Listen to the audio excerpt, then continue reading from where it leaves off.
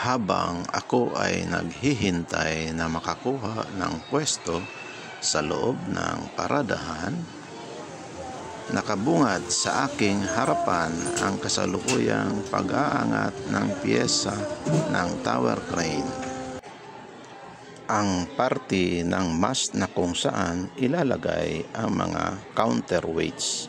Mabuti naman ang lagay ng panahon, hindi mahangin kaya tamang-tama para ipagpatuloy ang pagtatayo ng laughing tower crane.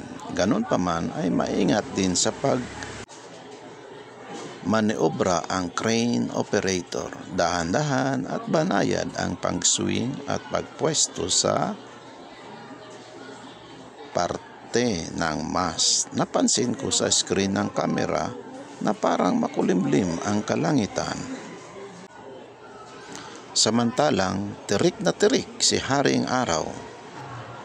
Kaya naman pala ganoon ay dahil may tint pala ang windshield.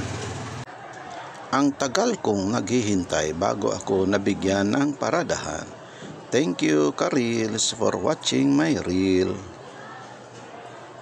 Sana ay nagustuhan ninyo ang content ko na ito. Bye-bye muna for now and see you soon.